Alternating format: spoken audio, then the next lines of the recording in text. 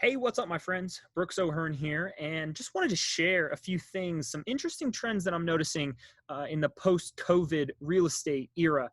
And one big thing that we've all seen is the reduction in footprints in office spaces. So, obviously, you've seen a lot of companies that have downsized. They've maybe furloughed or laid off a ton of employees. Other companies have decided they wanted to go virtual, and companies like Twitter have decided they are going to allow their employees to work from home.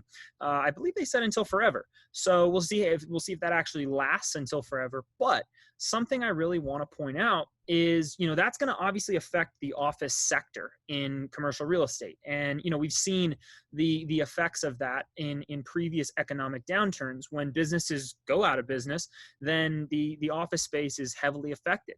So one other thing that I'm starting to see, and this actually came from a conversation with a quick serve restaurant or fast food restaurant vice president or executive, and I had a conversation with him, and he mentioned that his revenues were actually increasing when they went through drive-through only. And he said, honestly, it's something that he's been trying to prove, a business case he's been trying to prove to his executive board over the last few years.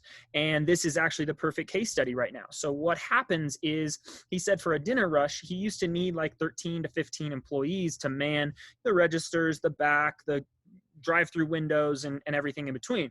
But now he needs 5 to 6 employees at any given point, now that they have the dining rooms shut down and it's just the drive-through. So what he's noticing is, first off, those expenses are massively cut down, and the revenues are actually increasing when you compare the times from day to day and time to time throughout those days.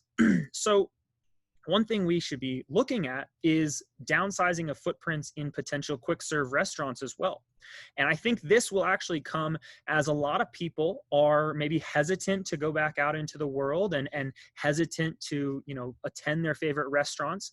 Of course, there will be some rushes right now as things are starting to open up, but by and large, I think there's still a good majority, maybe not a majority, but a good percentage of people that are unwilling to jump out into the world again as it once was. And maybe some people that are just thinking, hey, maybe I'll stay home for a little bit and see how this all affects us.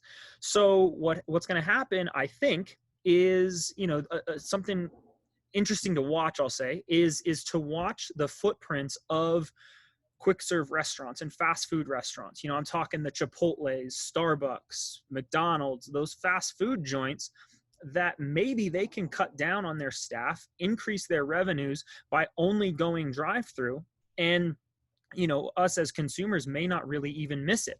So what that may force us to do is, of course, we're all going more virtual, right? Zoom meetings or Skype meetings or however, FaceTime, whatever it may be, whatever your favorite platform is.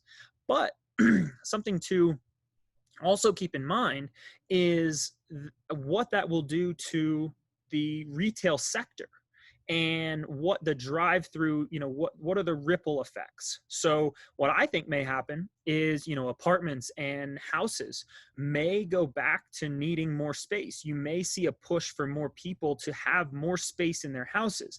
Maybe it's more office space. Maybe it's, more kitchen space. A lot of people over the past few years have been downsizing and downsizing and downsizing, trying to get more minimalist. But now the question is going to be, how does this change? Are we forced to go back into our houses and really treat our houses as more of a multi-purpose space? If we're not going to the co-working spaces, or we're not going to the coffee shops to get work and studying done, what does this do for students? And what does this do for entrepreneurs? A lot of different things. And those are some of the ripple effects to think about. Other things to think about are in-home gyms and the spacing. So if you're a single family real estate investor and you could be potentially offering that in some of your properties, maybe you're flipping properties, or if you're an agent and you're working with clients, is that something you need to be more focused on and more cognizant of as you are in you're in your space working with single family home buyers? And if you're an apartment investor, right, how can you take some of these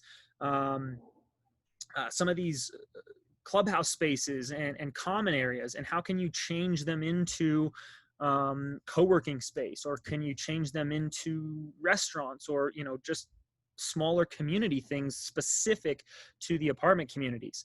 And I've seen this in a few new builds, some A-class buildings, actually, some co-working space, beer gardens, food truck spaces that they can bring in catering and food trucks and things like that.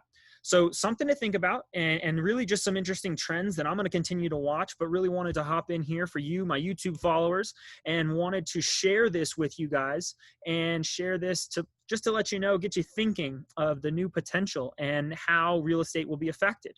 We can't always think that real estate is only going to be affected with inventory drops or large appreciation swings and value swings, things like that. You got to think about the other driving factors behind it. So these are some things to think about. I will definitely be keeping an eye on it, having more conversations, and I hope you guys are also thinking about it. Drop some questions in the comments if you want me to research some things for you, and would love for you to take a quick second and hit that subscribe button right here on the screen.